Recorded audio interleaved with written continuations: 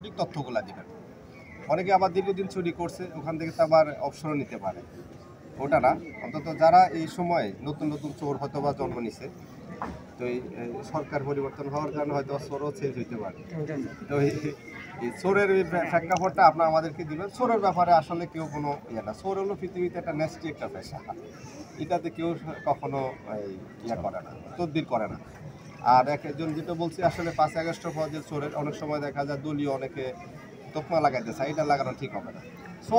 চোরের আবার দলীয় কারণ সেটা কোনো দল এটা তার দায় বহন করবে না, এটা কখনোই করে না। আপনারা গ্রাম ভিত্তিক আমাদের গ্রাম পুলিশ আসে, যদি তার থেকেও কোনো নেগলিজেন্সি পান আমাদেরকে জানাবেন।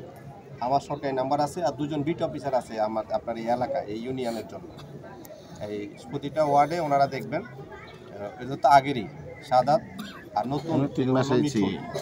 আগে অবক্ষ ছিলেন, উনি চেঞ্জ বদলে হয়ে গেছেন। ওর জায়গায় আমরা এই দুজনের নাম্বার আপনার সার্বক্ষণিক রাখবেন, অল টাইম যোগাযোগ করবেন। আজকে রাত্রে কী হয়েছে সকালবেলায় তাকে জানাবেন। প্রতিদিনের আপডেট ওর থেকে আমি নেব। আর এর পরে যদি লাগে আমার নাম্বার আছে, সরকারি নাম্বারে আপনাকে ফোন দেবেন, আমি নাম্বারটা দিয়ে দিব, সব উঠে রাখবেন। আর ব্যক্তি সবাই তার প্রয়োজনে তাদের দুজনের নাম্বার নিয়ে রাখবেন। আপনারা কষ্ট করবেন, রাত 12টা থেকে ভোর 5টা পর্যন্ত, ফজরের আগে পর্যন্ত চুরি হয়। তো আমাদের এখানে সাধারণত আজান দেয় এখন 5টা, পৌনে 5টায় আজান দেয়। আপনারা 5টা পর্যন্ত একটু ফালাক্রমে ডিউটি দেন। আর ডিউটি দেওয়ার ক্ষেত্রে লাঠি রেখেন হাতে, আর বেশি কিছু লাগবে না। লাঠি রাখবেন। যে কাউকে সন্দেহ হয় আপনারা সম্মানের সহিত বলবেন যে আপনারা কোত্থেকে আসছেন। আপনার এলাকা হলে তো আপনি চিনবেন। সাধারণত রাত 12টার পর কোনো ভালো লোক তো চলাফেরা করবে না। একান্ত যদি আপনার প্রয়োজন না হয়, আপনার যাবেন না। হয়তো ইমার্জেন্সি কেউ অসুস্থ ছিল বা কোথাও গেছেন, আটকে গেছেন, লঞ্চ পান নাই, আসতে সমস্যা হয়েছে। কিন্তু স্বাভাবিক কোনো লোক তো রাত 12টার পর, বিশেষ করে রাত 10টার পরে থাকার কথা না। যখনই হবে তাদের সুন্দরভাবে রাস্তায় আটকাবেন কোত্থেকে আসছেন। আর যখনই দেখবেন কোনো ওই যে ট্রাক, মিনি ট্রাক বা নসিমন করিমন থাকে, সাথে সাথে অ্যাটাক করবে যে আপনারা কোথায় যাচ্ছেন, কোন দিকে যাচ্ছেন, সুন্দরবন। যদি সন্দেহ হয় সাথে সাথে আমাদেরকে জানাবেন, আমি আমার ইমার্জেন্সি পার্টি আপনার এখানে পাঠিয়ে দেব। আপনারা যদি 1 মাস কন্টিনিউ করেন, চোরের গোষ্ঠীও থাকবে না। তো এই কষ্টটা করতে পারবেন না আপনারা সবাই। প্রতিটা গ্রামে পাহারার ব্যবস্থা করবেন আপনারা, এবং আমাদের প্রতিটা যারা পাহারাদার করবে তার নাম্বারটা আমাদেরকে দিয়ে দেবেন প্রতিদিন। হয় গ্রাম পুলিশের মাধ্যমে দিতে পারেন, অথবা আমার বিট পুলিশ। আজকে এই কয়জন ছিল, অমুক আলাদার বাড়ি অমুক ছিল, যে কোনো একজন ফোন দিয়া আমাদের সাথে সমন্বয় করবে, বিট অফিসের সাথে কথা বলবে। প্রত্যেকের লাইট থাকবে, হাতে লাঠি থাকবে। আর সবাই একটু লাইটের ব্যবস্থা রাখবেন, টর্চ লাইট থাকবে, আর লাঠি রাখবে। লাঠি বাইতে তো। আর কোনো চোর যদি ধরা পড়ে, আইন হাতে নেবেন, মারতে যাবেন না, জাস্ট আমাদের ফোন দিবেন, আমরা আসি নিয়ে যাবো। ওকে ঠেকাইতে যতটুকু দরকার ততটুকু ওটা করবেন। আমার মনে হয় এটা যদি আপনারা 1 মাস মিনিমাম 1 মাস কন্টিনিউ করেন, আশা করি আর চোরের কোনো ইয়ে হবে না। এখন আজকে আপনাদের দায়িত্ব হবে, আজকেই কমিটি করে ফেলেন, গ্রাম টু গ্রাম কমিটি করবেন। ওই যে মসজিদে বলছেন, বলার মধ্যে রাখবেন, এখন কমিটি রেডি করে আমাদেরকে লিস্ট দিয়ে দেন যে কোন দিন কে ডিউটি করবে, কে নেতৃত্ব থাকবে, কার সাথে সমন্বয় হবে, এটাও আমাদের বিট অফিসারকে দিয়ে দিবেন।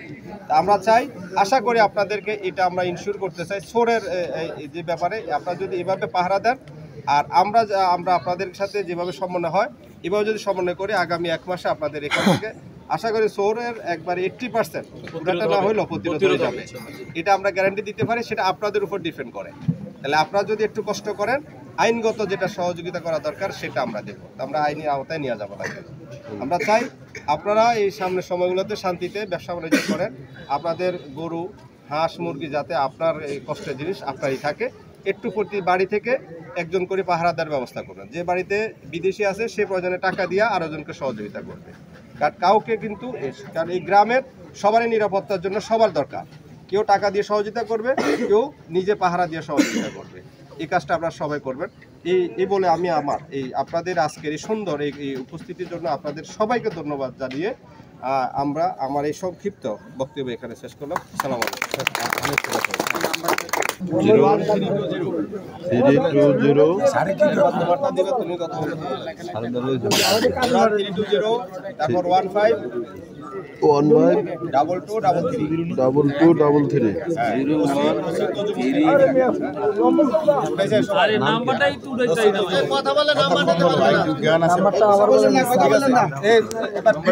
দুজনে কথা বলে আপনাদের নাম্বার দিয়ে দিবেন। আসসালামু আলাইকুম। ভালো আছেন সবাই? চেনেন আমাকে? চেনেন নাম নাই কিভাবে চেনেন? আমি তো 3 মাস কেবল আসছি, ঠিক আছে? আমাদের আগে যে বক্কার স্যার ছিল উনি আর আমি মোটামুটি আসতাম এলাকায়। কারণ ঘটনা হয়েছে, চোর কিন্তু অল্প কয়েকজন, চোর কিন্তু গুটি কয়েকজন। কথা বলছেন? গুটি কয়েকজন চিহ্নিত লোক এলাকায় চুরি করে। আমার বাড়ি বরিশাল, স্যারের বাড়ি চট্টগ্রাম বা নোয়াখালী, এখানে কিন্তু আপনারা থাকবেন, আপনাদের সম্পদ আপনাদের রক্ষা করতে হবে। কথা বলছেন? আপনারা আমাদের গোপনে তথ্য দেন, গোপনে তথ্য দেন। ওপেনে পারতেছেন না, সমস্যা করতেছে, তারা সন্ত্রাসী, উঠতিবাসী ছেলেপান, মাদক সেবন করে, তাদের মাথা ঠিক নেই, আপনারা গোপনে তথ্য দেন। হ্যাঁ, দেব। গোপনে তথ্য দেন। আর স্যার যে কথা বললো, আমাদের এই বাংলাদেশে আমার জানা মতে আগে যে ময়মনসিংহ ওই অঞ্চলে গরু চুরি হইতো, ময়মনসিংহ, ভালুকা, ত্রিশাল ওদিকে গরু চুরি হইতো। এটা একটা বাজে অভ্যাস, গরু চুরি একটা নিকৃষ্ট কাজ। কথা বলছেন?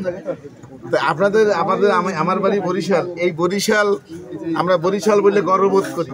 আমাদের এলাকায় গরু চুরি হয়।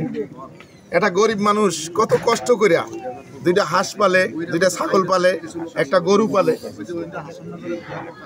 আমরা কি করি? চুরি করে নিয়ে যাই। লজ্জাজনক বিষয় না?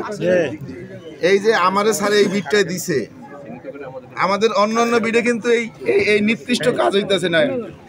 অন্যান্য ইউনিয়নে কিন্তু এই কাজ হইতেছে না, মারামারি পিটাপিটি হইতেছে, চাষরা বলেন, শম্ভুপুর বলেন, কিন্তু আমাদের এখানে যেটা হইতেছে এটা একবার নির্দিষ্ট কাজ।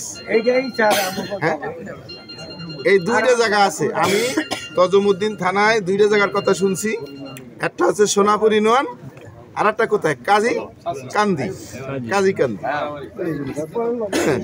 রাস্তার শম্ভুপুর মারামারির জন্য বিখ্যাত, জমি জমা